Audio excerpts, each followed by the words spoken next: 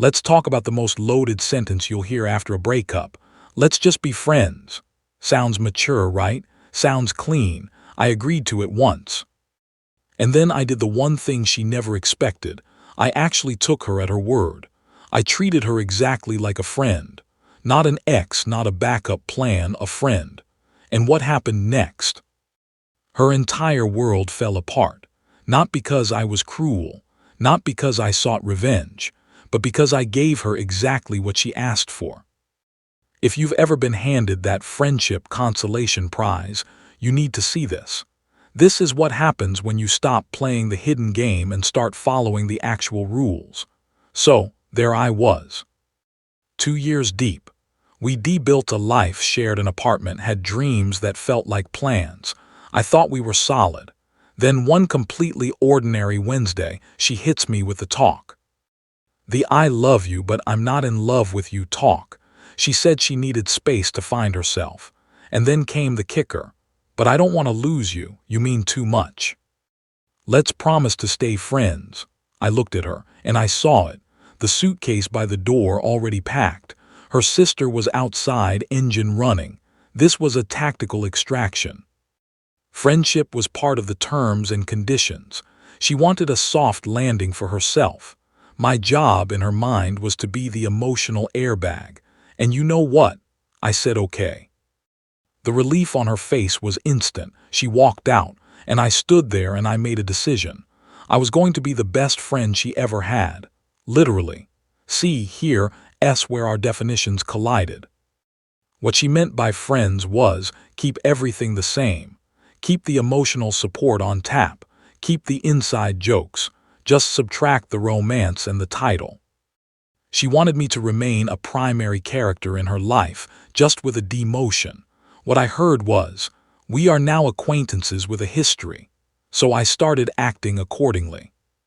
My friends don't call me at 11 p.m. to vent.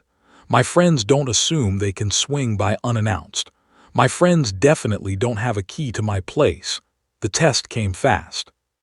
The next morning a text, "Hey, left my work iPad, can you drop it off?" Now an old me would have cleared my schedule.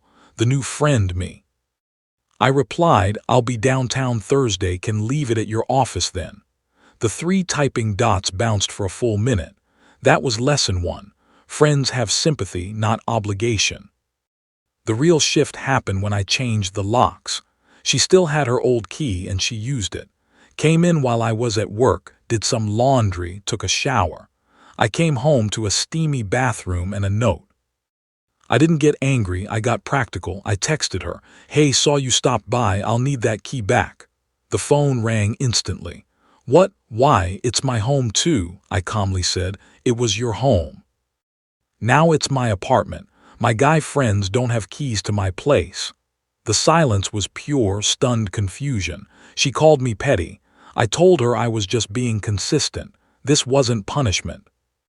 It was a boundary, and to her a boundary felt like a betrayal. Then she brought a date to a group hangout.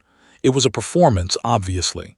She kept glancing at me, waiting for a reaction. I shook the guy's hand, said it was great to meet him, and spent the night absolutely dominating at trivia. Later, she cornered me. "You didn't even care that he was here." I shrugged. "Should I?" "You're dating, that's what single friends do, I'm happy for you." The look on her face, she wasn't looking for happiness. She was looking for a fight. She was looking for proof she still mattered. Here's where the story writes itself. Her best friend started reaching out. Not in a scheming way, just checking in.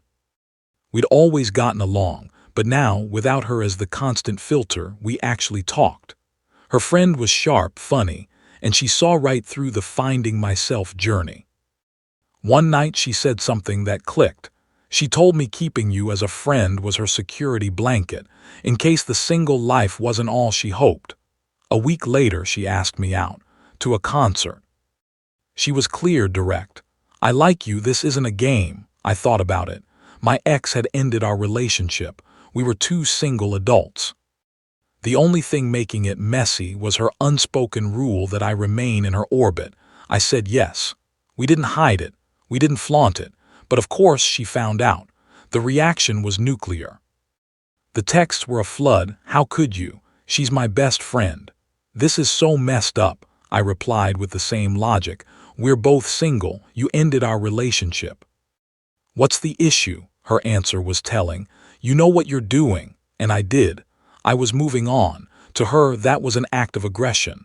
This is where entitlement, when challenged, turns desperate. Her friend facade vaporized. She called mutual friends, painting me as vengeful. She showed up at my job, claiming to my boss she was concerned for my mental state. I had to go to HR. She even, in a moment of pure panic, floated the idea of a pregnancy scare. When I immediately suggested a paternity test, it suddenly became a false alarm. The final straw was when she went to her friend's workplace, caused a scene in the lobby. Security got involved. That's when we got serious about a restraining order. That piece of paper was a mirror.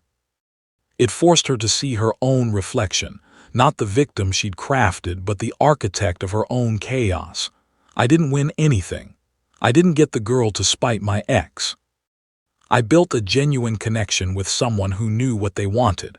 My ex's tragedy wasn't that I moved on. It was that she never truly let go. She wanted a puppet, not a person. She wanted the comfort of my presence without the burden of commitment.